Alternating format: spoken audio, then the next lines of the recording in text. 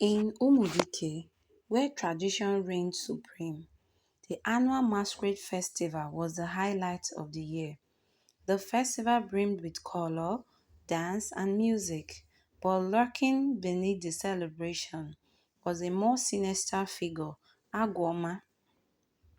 Unlike the others, whose masks brought joy, Agwomo's appearance sent waves of fear through the village. Tall and draped in thick, colorful fabrics, his face marked with a terrifying emotional expression.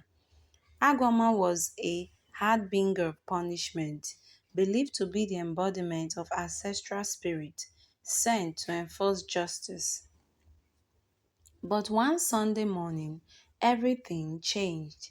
The small village church sat quietly on the outskirts, a modern structure that housed a handful of worshippers. Pastor Chinedu had been leading the congregation for years, guiding them through the challenges of life with unwavering faith. That morning was meant to be like any other, with hymns filling the air and the villagers murmuring prayers of thanksgiving. But just as Pastor began his sermon, a loud shuffle broke the peace. At first, no one saw him, but then the back door creaked open and the unmistakable figure of Agwoma appeared. The church fell silent. Mothers clustered their children close, while the men exchanged uneasy glances. What could a masquerade, a feared one at that, want in a church? Agwoma's towering frame filled the doorway, his long, flowing robe sweeping the floor as he stepped in. Pastor Chinedu's throat went dry. He had faced many challenges in his ministry, but nothing quite like this. Agwama was forbidden to reveal himself, let alone step into a church. The villagers believed he had been taken over by forest spirits, his soul lost to the ancestral world. The pastor knew he had to do something, but fear gripped him. For a moment, he considered fleeing with the rest of the congregation, but something stirred within him, a small voice that reminded him of the verse he had read that morning. God has not given us a spirit of fear, but of power, love, and a sound mind. Why have you come here? Pastor Chinedu's voice trembled but held firm. Agwoma, whose presence always inspired dread, stood silent for a moment. Then slowly he spoke, his voice muffled beneath the heavy mask. I have come to give my life to Christ. The gasps that followed were almost deafening. The congregation was in shock, murmurs rippling through the room. Did I hear him right? One elder whispered. This is blasphemy, someone else hissed. It was unheard of, a masquerade meant to serve ancient spirits, now seeking salvation in a Christian church. But why? Pastor Chinedu asked, stepping down from the pulpit, his fear momentarily overshadowed by curiosity. Agwama's shadow slumped under the weight of his robe. His next words came slowly, burdened by the years of torment. For too long, I have walked in the darkness. The spirit of the forest has controlled me, forcing me to punish, to curse. I have known no peace. But last night, I had a dream. I saw a great light, brighter than the sun. A man stood in the light, clothed in white. He called my name, my true name. He said, come to me and I will give you rest. And I knew it was time. The congregation fell still.